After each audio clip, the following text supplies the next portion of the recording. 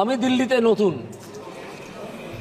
দেখছি শীতও পড়েছে, কিন্তু কিছু মানুষকে আমি দেখছি যারা পকেটে সংবিধান নিয়ে ঘোরেন, তারা এই সংসদের মর্যাদা রাখছেন না তাদের পোশাকে।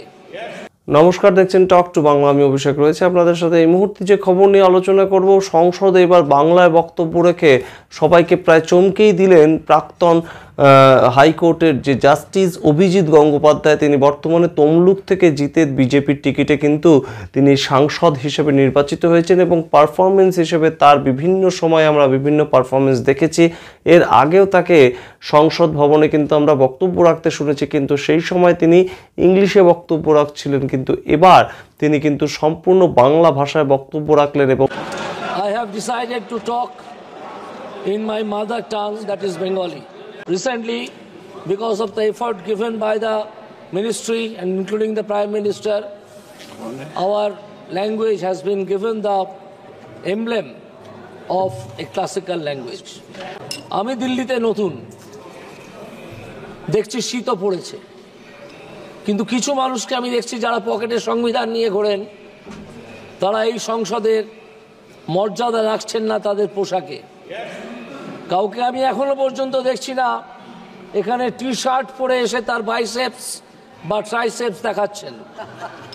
বাইসেপস বা ট্রাইসেপস দেখিয়ে কাউকে শঙ্কিত করা যাবে না।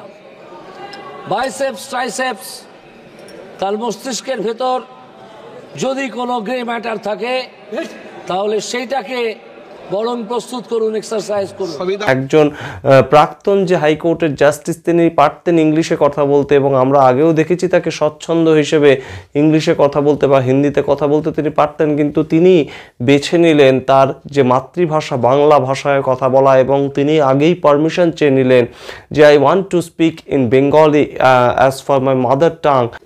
এবং বাংলায় কথা বলতে গিয়ে তিনি বলেন যে রিসেন্টলি তার মাতৃভাষা বাংলাকে প্রধানমন্ত্রী এবং ভারত সরকারের তরফ থেকে কিন্তু রীতিমতন স্বীকৃতি দেওয়া হয়েছে এবং সেই জায়গা থেকে তিনি বাংলাতেই কথা বলতে চান। অন্যদিক থেকে যখন আওয়াজও আসে যে হিন্দিতে কথা বলতে হবে কিংবা হিন্দিতে বলুন, তখনও কিন্তু তিনি তা অগ্রাহ্য করে বাংলাতেই তার যা বক্তব্য তিনি বলে যান এবং সেই জায়গা থেকে কিন্তু অবশ্যই তার যে বক্তব্য সেটা নিয়ে আলোচনা তৈরি হয় যে অভিজিৎ গঙ্গোপাধ্যায়ের মতন একজন প্রাক্তন জাস্টিস তিনি বাংলাতে কথা বলছেন সংসদ ভবনে দাঁড়িয়ে এবং অবশ্যই তার মাতৃভাষার মর্যাদা রক্ষা করছেন।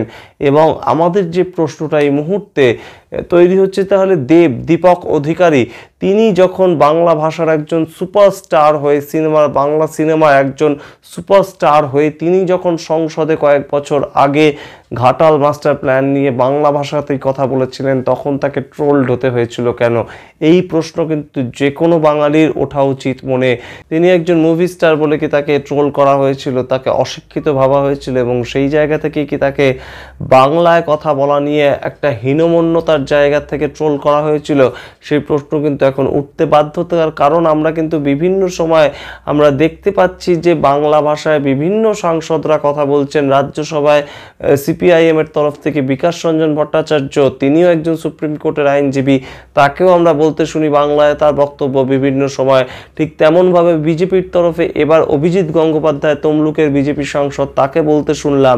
তাহলে তাদের ক্ষেত্রে যদি তারা ট্রোলড না হন, তাহলে কেন দীপক অধিকারীর ক্ষেত্রে এবার ট্রোল করা হয়েছিল? তিনিও তো বাংলা ভাষার তার মাতৃভাষাতেই তিনি সম্মান জানানোর উদ্দেশ্যেই তার মাতৃভাষায় তিনি বক্তব্য রেখেছিলেন। এবং আপনাদের জানিয়ে রাখি যে এই মুহূর্তে ভারতবর্ষে কিন্তু কোনো রকম কোনো রাষ্ট্রীয় ভাষা নেই।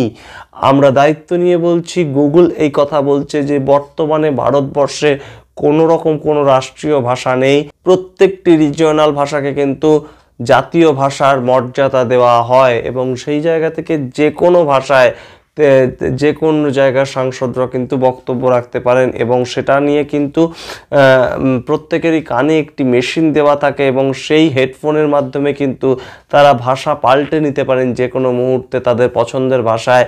যে সাংসদ বক্তব্য রাখছেন সেটা শুনতেই পারেন যে তিনি কি বলছেন। সুতরাং বুঝতেই পারছেন যে এই ধরনের যে ট্রোলিং কিংবা এই ধরনের মাতৃভাষা নিয়ে বক্তব্য, সেটাকে অবশ্যই কিন্তু সমর্থন করণীয়।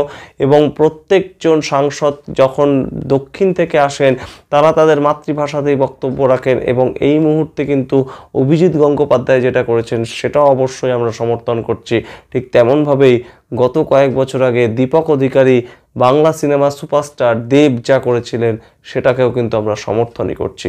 সুতরাং অবশ্যই আমরা কিন্তু নজর রেখেছিলাম যে সংসদের অভ্যন্তরে বিভিন্ন সময় বিরোধী বনাম শাসক দলের বিভিন্ন সাংসদরা কিভাবে পারফর্ম করছেন, তার মধ্যে অবশ্যই নজর কেড়েছেন অভিজিৎ গঙ্গোপাধ্যায়। তার বক্তব্য সেটাও কিন্তু বেশ খানিকটা সুদৃঢ় বক্তব্য। বিজেপি সাংসদ হিসেবে তিনি কিন্তু নাম না করে রাহুল গান্ধীকে কোথাও গিয়ে এক হাত নিয়েছেন, এবং তার যে বাইসেপস ট্রাইসেপস দেখানো, তার যে সংবিধান হাতে করে ঘুরে বেড়ার সেই সমস্তটা জিনিসটাকে কিন্তু বারংবার আক্রমণ করেছেন অভিজিৎ গঙ্গোপাধ্যায়। প্রথমবার সাংসদ হিসেবে অভিজিৎ গঙ্গোপাধ্যায়ের এই যে বলিষ্ঠ বক্তব্য, তার যে বিরোধীদের এইভাবে বলিষ্ঠভাবে আক্রমণ করার ক্ষমতা, সেটা যে ভাষাতেই হোক না কেন, সেটা কিন্তু অবশ্যই প্রশংসাযোগ্য। আমরা অবশ্যই নজর রাখবো যে অভিজিৎ গঙ্গোপাধ্যায় এবং অন্যান্য যে সমস্ত বিজেপি সাংসদরা আছেন তারা কিভাবে বিরোধীদেরকে ট্যাকেল করছেন, এবং অবশ্যই শীতকালীন অধিবেশনে আর কি কি নতুন নতুন চমক উঠে আসছে সেই সমস্ত দিকে আমরা নজর রাখবো। দেখতে থাকুন টক টু বাংলা। ভুলবেন না টক টু বাংলা ইউটিউব চ্যানেলটিকে সাবস্ক্রাইব করতে সমস্ত ধরনের নিউজ আপডেট পাওয়ার জন্য। ধন্যবাদ।